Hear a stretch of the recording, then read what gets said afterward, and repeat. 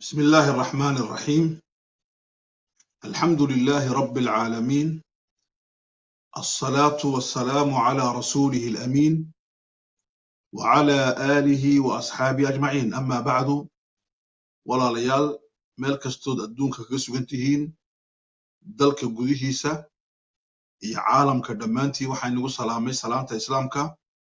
السلام عليكم ورحمة الله وبركاته. Maino inda gibirsan maino gabbar maino inda gibirsan maino waxayna gudbo waan garanayna waxayna gudbo waan garanayna gabbargeetire baani madan jecel geesigii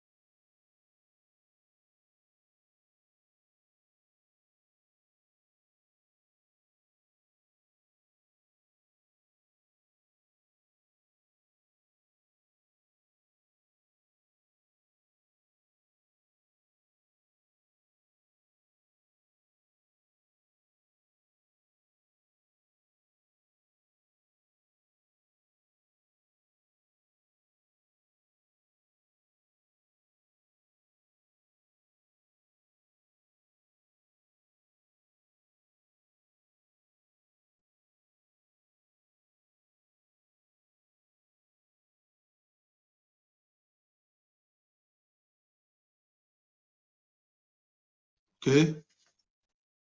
إخوان سرقنا بنوم لنا يا إن شاء الله. جزاكم الله خيرا. إن إلهي بمهضله تبارك وتعالى ولا ليال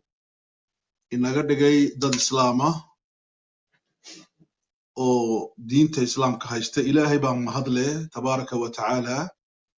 إن قد جاي ضد غير جبوتية إلهي بمهضله تبارك وتعالى إن قد جاي ضد ولاله أو كو ولاله وطنك إيه وطن ماذا إلهي بمهضله تبارك وتعالى إن سيي درين يا شعور بني آدم تنمو إلهي با ما هضله تبارك وتعالى إن سيد دمق إن أن دمقنه إلهي با ما هضله تبارك وتعالى إن قدق ضد حصة يقفك بني آدم كأدبات هذا حيثتا ولا ليال وحا إن لصو هضلي ولكن فؤاد حسين سرقال عيدا مضى كجرة بضة أو عيدا مضى عركة أو إسلامركا سينا نين دمق له ديق له ضدنما له وطنية نكاس أو وحديدي وحنا الضوني قفك بني آدم كي وحو بني آدم كي هي إنو وحديدو وحنا ربو قفكو هدول لبدا لهين حولها داما بل جيدها داما بل دقحدا يبورها داما لأنه قواسي وحي الله أومي الله أبوري بي كجران أديك وحا لغو أبوري إن أدمية تراهديد إيا هيا تراهديد فؤاد walaalka dhalinyarada ee gabood oo annagu aan soo aragnay sanad iyo wax ka badan badh 18 bilood oo xadhig adag aan ku soo qaadanay aniga iyo walaalkay giire iyo walaalkeen Sheekh Cabdiraxmaan Barkhad Good oo aan ku jirnay meel u eg inay tahay qabri oo uu bixiyay nin markaas wasiir ahaa Sharaton bay ku jiraan meeshaas meelaha ugu xun buu ku jiraa walaalkeen way sii kala xun yihiin walaalkeen Fuad Hussein jirkiisii baa isbedelay waxaa ka soo baxay finan waxa uu dul fadhiyaa waxa weeye oo uu dul yuuraraa kaniif ay ka soo baxayaan adduunka wixii xasharaad ilaahay abuuray tabaaraka wa tacaala jirkiisa cunayaan halkaa buu ku cadaabayaa Ismaaciil Cumar Geelle iyo xaaskiisu halkaa bay ku cadaabayaan ragga ciidanka ay haystaa qaarkood dhammaantood ma aha waa naqaanaa annaka cali xodh nin la dhahdo ayaa meesha nagu hayn jiray oo daalim oo dulmigiisii haddana ilaa imka sii wadoo lasii dallacsiiyo meelo kale la geeyey laakiin haggan nin maxamed la dhahdo oo berigaa inuu roon yahay aan moodaynay ayaa iminka xeradaa haysta oo waxa oo dhibaato geysanaya walaalkay Fuad Hussein wuxuu ku sugan yahay nolol aanan ahayn nolol laysa fil xayaat noloshana ma joogo geeridana ma jiro doqonnimada nidaamka ina Geelle wuxuu keensaday ina kaayare dhalinyarada ee dhiidhiyey ee cadhooday ee argagaxay ee dulmiga diiday ee yidhi geeri amba gobonnimo ragga waa la dilaa amba waa la nooleeyaaye doqonnimada noocana waa doqonnimadii Hayle Silaase uu samayn jiray waa tii Minilik uu ku samayn jiray shucuubteenna bariga iyo geeska Afrika ku nool Anfarta iyo Soomaalida iyo Oromada waa tii uu samayn jiray gumaystigii Faransiisku ileen uu shaqayn jiray ee dadka lagu cadaabi jiray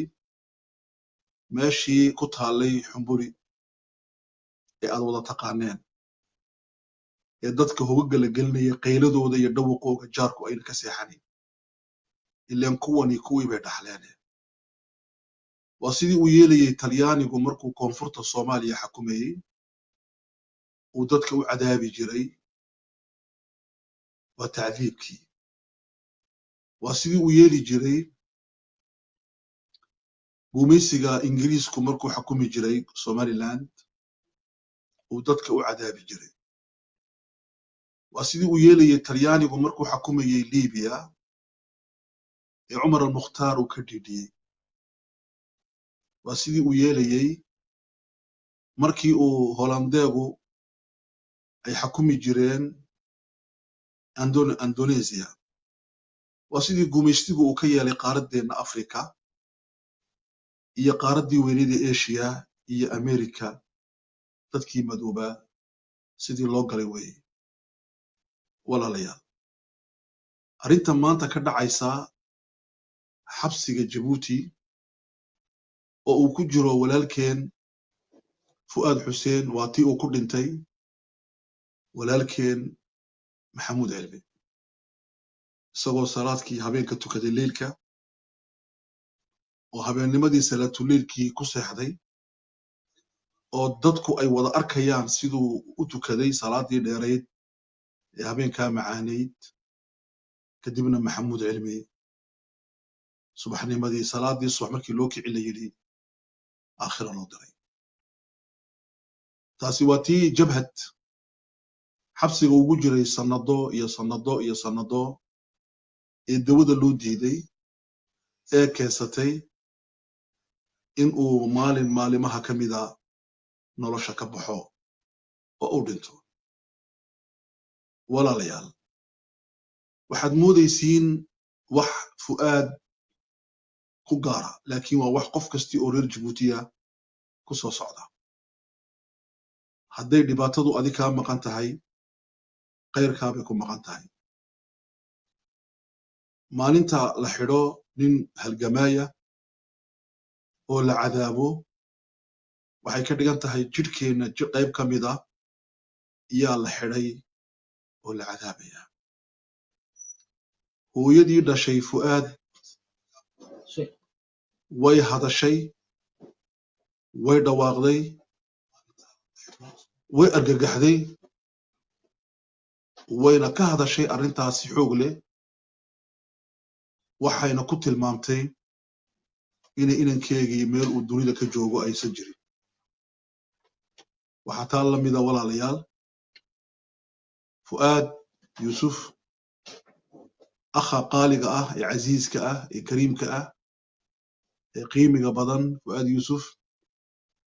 waxa uu walaalkeen Fuad Yusuf Ali walaalkeen waxa yaab leh waxa weeyaan jirkiisa markaan daawaday wallahi alazim waan argagaxay waxaan xasuustay isbedelkii laxaadka lahaa ee jirkayga ku dhacay markii aan xabsiga ku jirnay inta hoosoo dhan baan quruntay gabood ninka soo arkay baa soo arkay gabood waa meel lagu cadaabo geesiyada waa meeshii ay galeen Cumar doctorkii weynaa ee halgamaaga ahaa ee qoraalka ku fiicnaa filosofka ahaa ee gobonimada u soo dhintay waa meeshii lagu dilay geesiyadii waaweynaa ay ku dhinteen ee taariikhda ay ku galeen meeshii Faransiisku uu nagu ridqayay uu dadka ku ridqayay baan annakana maanta na lagu ridqayaa maalinba qof ka soo bilow 77 ku soo gabagabee maanta oo 20 aan joogno qof geesiya oo halkaas soo marin ma jiro Ismaaciil Cumar 99kii waxaa la dhigtay odayga weyn ee geesiga ee calanka u soo halgamay Muuse Axmed ilaahay ha shaafiyo halkaas baa la geeyay isaga inankiisa cadaab aan caadi ahayn waa la mariyay walaalayaal waad ogtihiin Daahir Axmed Faarax wixii meesha ku soo qabsaday waad ogtihiin wixii ku soo qabsaday ina geedi Ismaaciil Muumin Ali Xamado iyo halgamaagii weynaa ee markii dambana dawladda waxa raacay gabayo waxaas oo dhan wixii soo qabsaday waad ogtihiin waad ogtihiin annaka oo culummadii ah markii USNT aan xaqayaga doonnay aan wax saxa sheegnay wax qaladana diidnay inaa halkaa nala geeyey oo nalagu xidhay ikhwaanii fillah walaalayaal fu'aad yuusuf cali oo sargaal ciidamada ah oo ciidamada cirka ah dulmi weyn baa loo geystay noloshiisaa loo geystay mooraalkiisaa loo geystay qalbigiisaa loo geystay dadnimadiisaa loo geystay wax badan buu arkay uu dhiidhiyey uu diiday dalkuu ka baxay Ethiopia uu tagay Ethiopia waxaa lagaga beddeshay in la yidhaahdo serviceka boorka 2 bilood bilaash buu kuu noqoni laakiin ninkaa noo soo dhiib fu'aad waa la soo dhiibay fu'aad markii la soo dhiibay waxaa loo cadaabay si waxshiya sidii loo cadaabay maxamed daahir rooble oo 48 saacadood naftu ay kaga bixi gaadhay tii mid la mida ama mid ka daran baa la mariyey lianna fu'aad waa ciidan weeyaan fu'aad yuusuf digaraan oo fu'aad xuseen markaan leeyahay waxaa iga soo galaya abtirsiinta xaaskayga fu'aad yuusuf ilaahay ha ilaaliyo ilaahay ha noo xafido ilaahay ha dhowro dhibaatadaa baa ku jira meesha lagu xidhay siliilka lagu xidhay xabsiga yar xafiiska yar ee lagu xidhay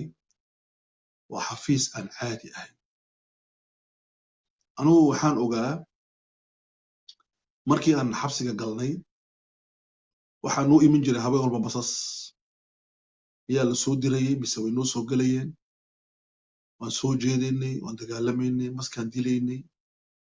waxaa noo imanayey xayawaano kala nooca waxaa noo imanayey waxyaalo ku argagax geliya 3 bilood ugu horreysay waxaan ku noolayn inaan waxaa la dagaalano ilaahay wuxuu ina waafajiyey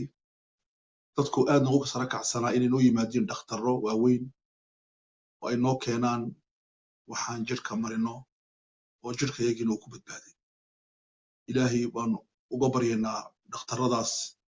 inuu ka abaalmariyo wixii ay sameeyeen laakiin waxa yaab leh waxa weeya walaalayaal walaalkeen fu'aad dhakhtarradii jirkuna ma ag joogaan bal looma tagayo ilaahay baa ku galladaystay inuu soo duubo uu risaaladdaa noo soo diro risaaladdaas uu noo soo diray wuxuu la hadlay dadka qalbiga leh dadka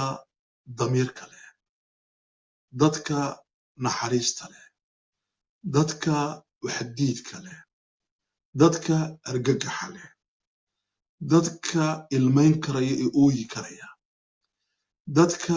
qalbigoogu toosi karayo dadka dadnimadoodu ay camiiq tahay gun leedahay wuxuu la hadlay dadka weli dadnimadu u nooshahay wuxuu la hadlay qof kasti oo aadami ah gaalba ha noqdeen wuxuu la hadlay qof kasti oo muslima inuu reer jabuutiba noqone wuxuu la hadlay qof wal oo reer jabuutiya inuu noqon baba mucaarade wuxuu la hadlay qof kastoo xaqu dirir ah inuu noqon turkiya wuxuu la hadlay qof wal oo u dhow oo ugu dhow walaalnimo wadaninimo dareennimo dadnimo dhoolnimo islaamnimo dhaqannimo ragannimo wuxuu la hadlay iimaankuu la hadlay wuxuu la hadlay ilaah garadkuu la hadlay wuxuu la hadlay nebi raacuu la hadlay wuxuu la hadlay xaqdoonkuu la hadlay wuxuu la hadlay waxdiidkuu la hadlay wuxuu la hadlay ninka dhiigluu la hadlay iyo gabadha dhiig leh wuxuu la hadlay dadkii ay nimco jaamac u haystay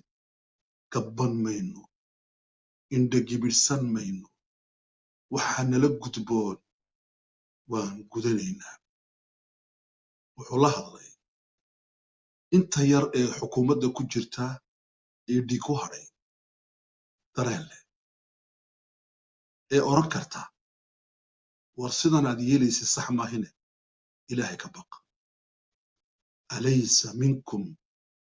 رجل رشيد نبي قايل إلهي بايل ميونا إن ججر القف مان قبا وحديدي كرا كواسو لهضي وحولها لي علوماتها كوا جودها جوجا أفكا حدي عندها حدي إدها الدبولي صم بكم عمي فهم لا يرجعون حولها لي كوا علوماتها هضلا كدر يدي بدبا وكو يلي وحن إني قداري إلهي حالدك هضلا وحولها لي سياسيين تا حقو درركا لكن كرد درركا حولها لي كوا ديدن ما تضلكو هلك وتاغيهي لكن هدنا آن ودا سعون إيه كلا صعدا مع جامعنا ويكون درتي كوا اسكو دنتا إيه جبي قال دحدقي إيه اللي قيبيه كوا الويري حزب هبل وكنعاه كوا الويري حزب هبل ما فيها حزبي وناكسن كواصل الله وحول إصلافة كرسي إلوبة دنتين إلوبة دلكو هرسبو كجران أنيقونا وحانا هاي موديل إكزامب وحانا هاي تلمان لغو قران كرو مانتا دلكني هالكيبو مريا وحول هذلي دوا قددك قبا فنانين تبين على يشو لهذلي أمانة يا وحان أمان سنين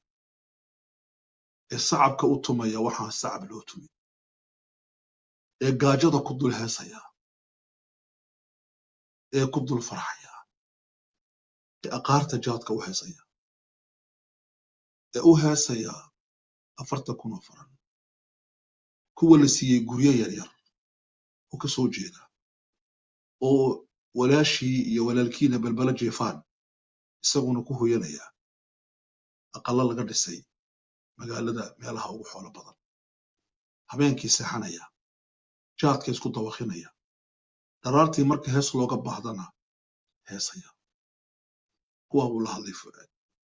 wuxuu yidhi runtu waa aniga runtu ininka maaha runtu waa waxa luwahayga ku yaalla runtu waa meesha aan jiifo waa baranbarada aan la noolahay runtu waa diqsiga runtu waa kaniicada runtu waa xasharaadka runtu waa jirkaygaa dumay runtu waa afka lay qabtay runtu waa dilka la idilay runtu waa xaaskayga la soo qaadaya la xidhayo runtu waa ciyaalkayga gaajada lagu dilay runtu waa hooyaday oo gaajo lagu dilay runtu waa mishaaro goynta runtu waa kooraan goynta runtu waa kaneecada runtu waa karoonaaga runtu waa gaajada runtu waa taas buu inaga yidhi wuxuu la hadlay walaalkay bulshaweynta rayidka ah wuxuu ku yidhi imaqla arka dareema imaqla hadday dhagad igu yaalliin arka hadday indha inigu yaalliin dareema hadduu dareen jiro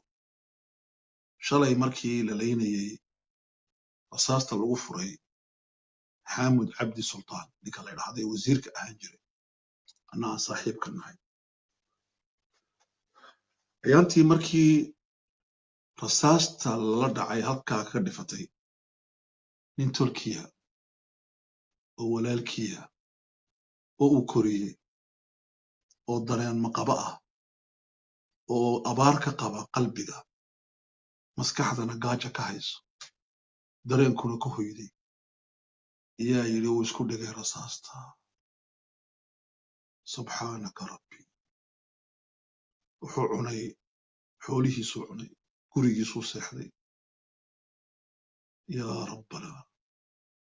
uu isku dhigay rasaastuu yidhi waad ogeydeen markii rasaastu ay ku dhacday halgamaaga weyn axmed yuusuf madaxweynihii USN ilaahay u naxariisto ee taqiga ahaa sheekh maaragtay maxamed yuusuf sheekh axmed markii la dilay rasaastu ku dhacday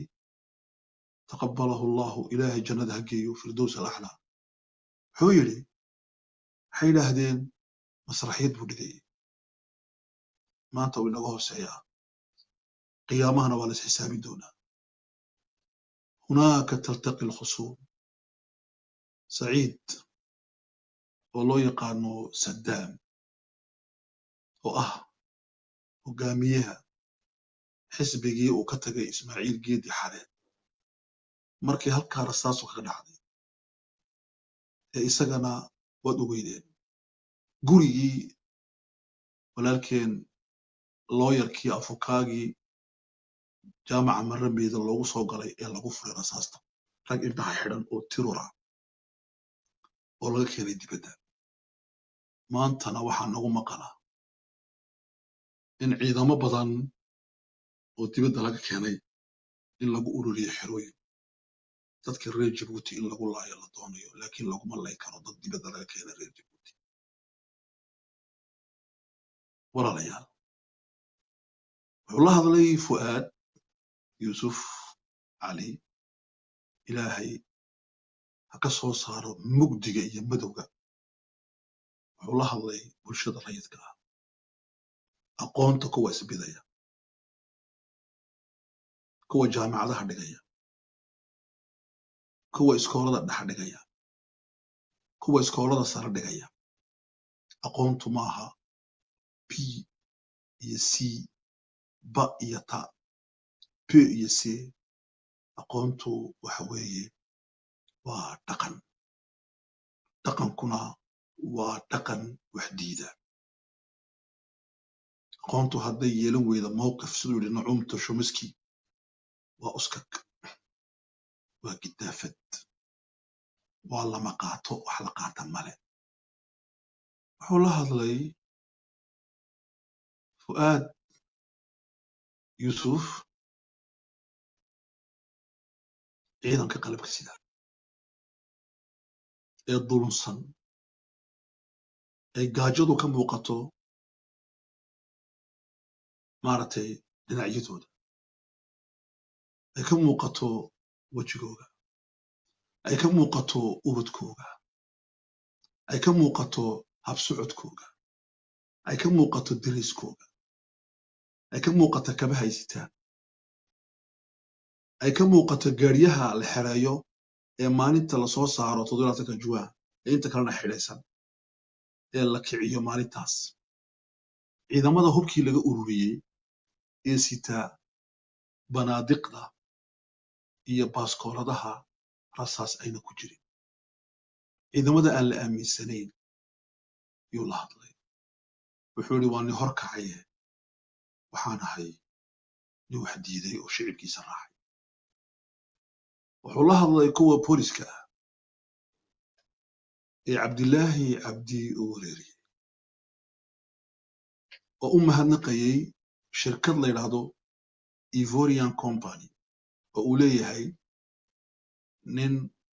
u dhashay dalkaas aan magaciisa sheegnay Côte d'Ivoire ninkaas oo bedilay reer Jabuuti oo isagu ah Jabuutiyaga koobaad maanta dadka kaleetoo dhan ay yihiin Jabuutiyaga labaad iyo saddexaad iyo afaraad iyo shanaad iyo lixaad xoolihii shiinuhuna siiyey ee guriga lagu ururiyey Harmuus ku yaala ayaa isaga loo soo dhiibay la yidhi qaybna iibi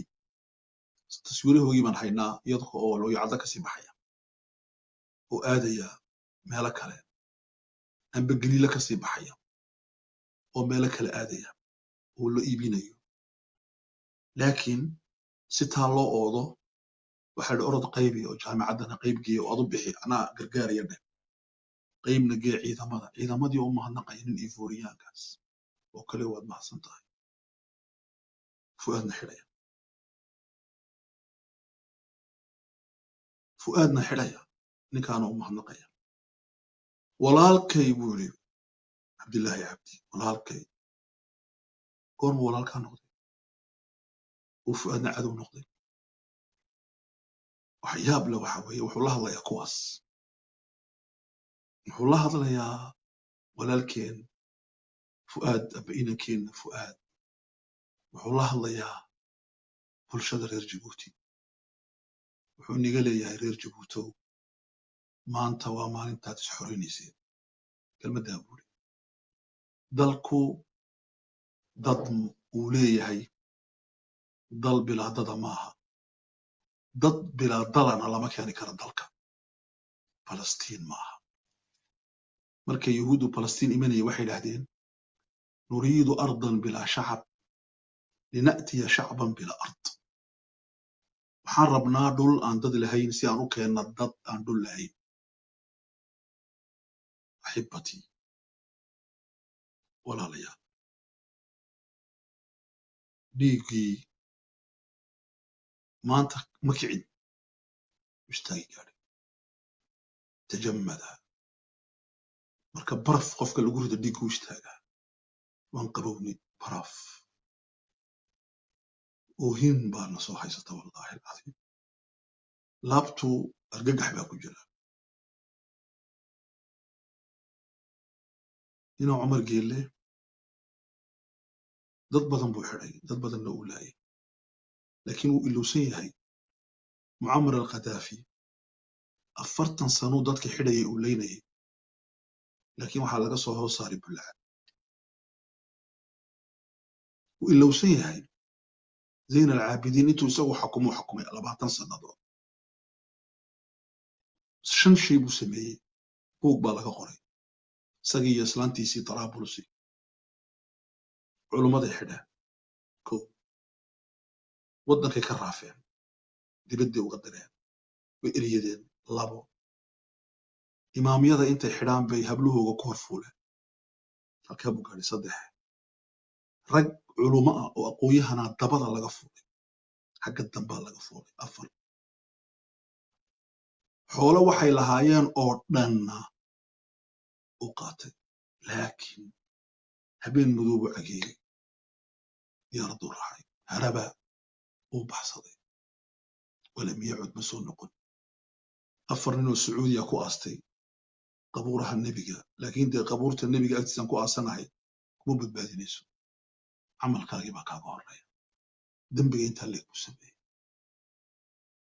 ismaaciil cumar geele saya'tii yowmuk maalintaadu way soo socotaa sijniga gabood waad tegi doontaa haddii uu yidhi maalin maalimaha ka mida gabayo ilaahay u naxariistee annaka waxaa nala geliye wax hadal aan ficnayn waxaa iman doona maalin aala sokor rag la gelin doono aala sokorkii waa soo socdaa saya'tii dalika azamaan ayaantaa waa iman doontaa ina allaha yumhilu walaa yuhmil ilaahay dib buu u dhigaaya ma iloobo wamaa kaana rabbuka nasiya ilaahay wax ilooba maaha ilaahay ina rabbaka labilmirsaad ilaahay gaad muu ugu jiraa qofka meel buu ku sugaa ina batsha rabbika la shadiid ilaahay maalintuu ku qabto argagax baad gali waad qarqari sidii qadaafi baad u hadli adeerkiin baan ahay aabbihiin baan had ku waraari shicibka jabuuti ma dhiman uu yaro hurdaa dareen baa soo galayase ballankiinu horaan u sheegay waa jabuuti weeyaan ballankiinu waa isbeddel weeyaan ballankiinu waa diidmo weeyaan ballankiinu waa halgankii aan gallay oo aan kala joogsan oon ku soo noqon ballankiinu dhammaanteen waa fu'aad dadka dibadda jooga uu la hadlay fu'aad wuxuu ku yidhi dibad joogu ma aha hadal dibad joogu ma aha dhawaq dibad joogu cayi maaha dibad joogu waa action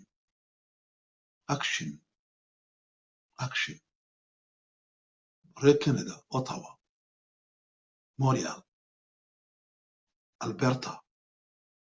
waxaan u baahannahay actionka ugu horeeyo ah moraal iyo materialba inaan iska rab taagno walaalkeen Fu'aad bannaanka inaan u soo baxno sidii berigii aad noogu soo baxayseen marka koronaga laga baxo amba inta koronaga lagu jiraba annagoo ilaalina xuquuqdii koronaga inaan hor ibadho baarlamanka annagoo kala fog kala dheer wixii qaatidina qaadanay oo leh dhammaan waxaan nahay Fu'aad saasoo kale Belgica saasoo kale Faransiiska saasoo kale Ingiriiska guri lagu hoos ooyo macna male in la isku soo dirdiro taswiiraha Fu'aad macna male haddii aynan action jirin actionka macna leh wuxuu la hadlayaa Fu'aad annaka dadka dibadda jooga labadaa shay baa inagu waajibaa moraal material beenta iska dayno reer Jabuuti qoloqolada ha iska dayno reer Jabuuti Fu'aad qolo maaha Fu'aad waa qof wadani ah waa dhalinyaro wadani ah waa nin wax diiday weeyaan waxaa kale oo Fu'aad la hadlay oo ugu dambayntii ah ururada xuquuqda bini'aadamka kuwa u dagaalama xuquuqal insaanka inay arrintan kor u qaadaan Jabuuti marka horeba xuquuqal insaanka ibir bay ahayd meesha ugu dambaysay ku jirtay inaan maanta kor loo qaado waxaan la hadlaynaa idaacadaha ka sheekeeya riba ku dhimatay magaalo yar oo heejada oo Ethiopia ku taala amba Kenya amba Soomaaliya ku taala xaggan ri kama hadlayna imika BBC London laanta afka Soomaaliga idaacadda codka America laanta afka Soomaaliga waxaan halkan iniga sheegaynaa niga cambaaraynaynaa nin baa ku xidhan sidaa jirkiisu u egyahay taswiirtiisa arkaysaan meesha uu ku jirana soo sawiray haddaad tihiin idaacad xora oo ina Cumar gacan saar la lahayn ka hadla si caadila uga hadla noo hadla nima lihin ka hadla u hadla nigama lihin sheega nigama lihin ka sheekeeya taariikhdiisa wanaagsan iyo raganimadiisa runtu waxay tahay wax ka tilmaama ilaan waxaad sheegataan inaad tihiin idaacad xora oo afka Soomaaliga meelaha lagaga hadloo dhanba ka hadasha wuxuu la hadlay ninkaasi kuwa kaleeteen iyaka aan hadal qaadayn ee telefishinada badana ee cabsida iyo argagaxu ay ka hayso walaalaha Soomaaliyeed qaar badan oo geela jecel waxaan leenahay geelaha ka shaqeeya inuu Soomaaliya heshiisiyo waa geelaha Jabuuti kala kaxaynaya geelaha aad u haysataan inuu yahay halyey Soomaaliyeed waa daalim reer Jabuuti ka laayay buldhuq u soo laayay arxib u soo laayay kartesank buu soo laayay dadkii uu wax ku sameeyey Kanaday joogaan ee xaafadda shanaad gelayay amba waxay joogaan London amba waxay joogaan Paris reer arxibana meel kastay joogaan reer buldhuqana taahowgii ugu dambayn wuxuu soo gaadhay Canada xaggan bay nala joogaan qaar ka mid ahaa dadkii markaas ninkaas waa ninkaa rasaasa la dhacay ee dad indhaha xidhan u keenay US anta ee raggaa dhaawacay ee laayay waa ninkaas waxa weeyaan xabsiga gabood ka dhigay meeluu dadka ku teroorayo kaga cabsiyo xamuud cilmi ma iloobayno je me soutiens bay dhadaan kabikuwaagu je me souviens ma ilaawayno waan xasuusannahay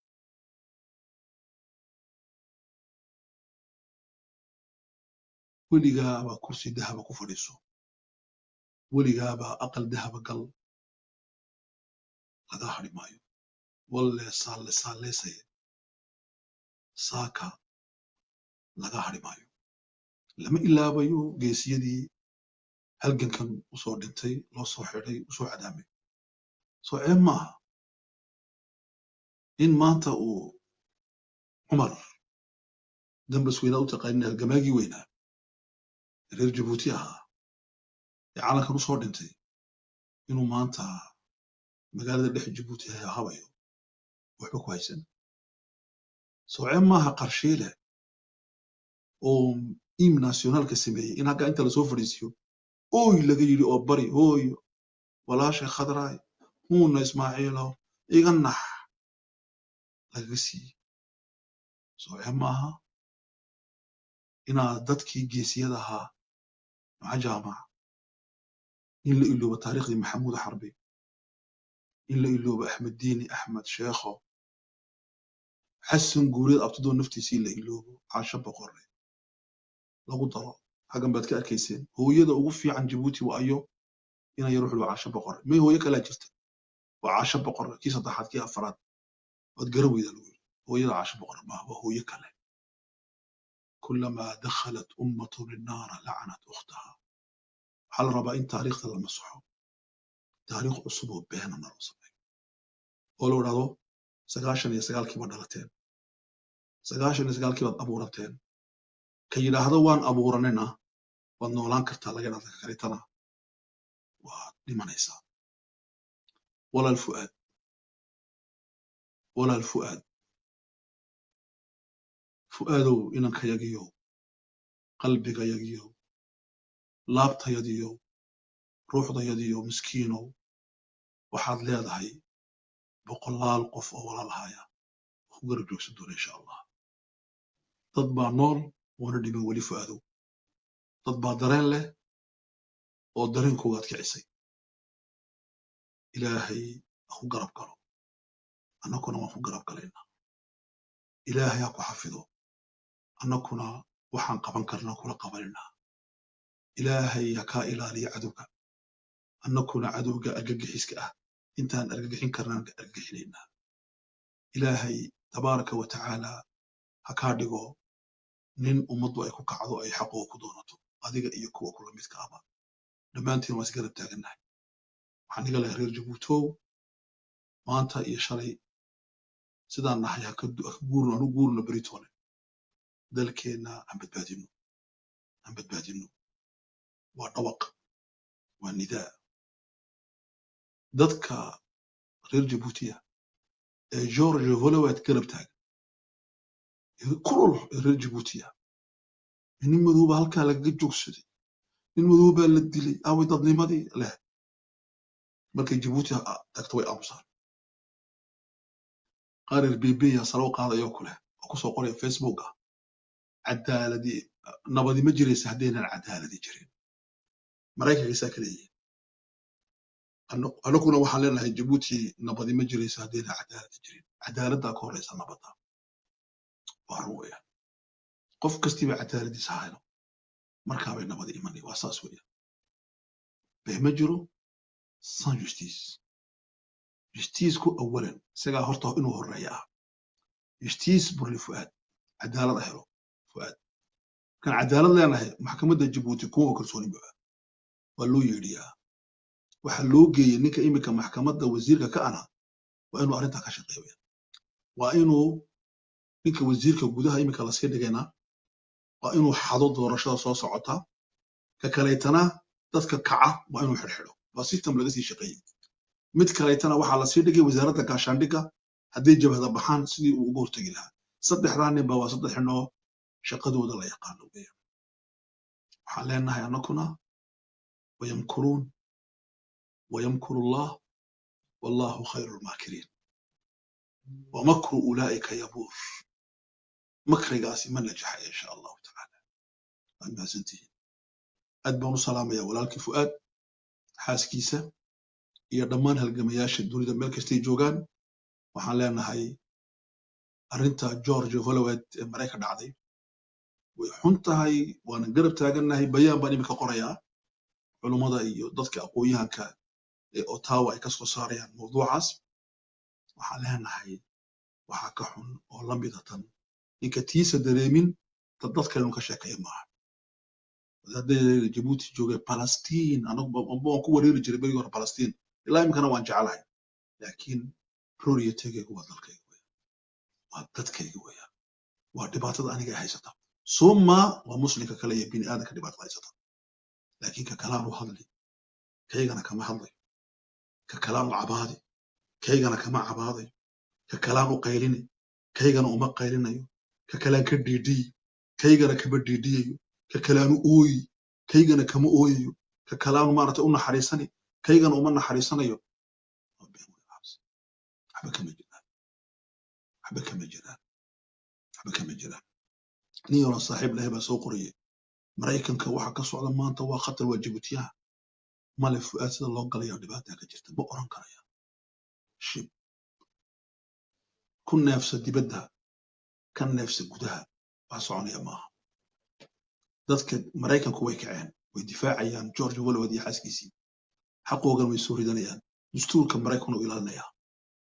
laakiin adigu tani maanta ku dhacday isaga shalay saaxiibka way ku dhacday maxamuud cilmi maantana waxay ku dhacday fu'aad tan fu'aad haysta shalay annaka nagu dhacday oo gabadh dhex jiifnay bas waxa u dhaxeeya dadka noolaha oo noo imanayay isaga wax ka daba tagay weli hataa ma jiro waxaan maanta isaga ku dhacay shalay bay daahir ku dhaceen waxaan isaga maanta ku dhacay shalay bay muuse axmed ku dhaceen waxaani uu dhacay maalin kastina uu dhici ilaa aan qaraar qaadanay inaan joojino oon dhisnay gidaarkii barliin oon oranno stop istaag inuu cumaro masraxiyadii way dhammaatay riwaayadii way dhammaatay tiyaatarkii way dhammaatay nolol kalaan bilaabanayna intaa ka horreysa taa baan ku jirinaa waa mahadsantihiin jazaakum allahu khayran asalaamu calaykum waraxmat ullahi wabarakaatu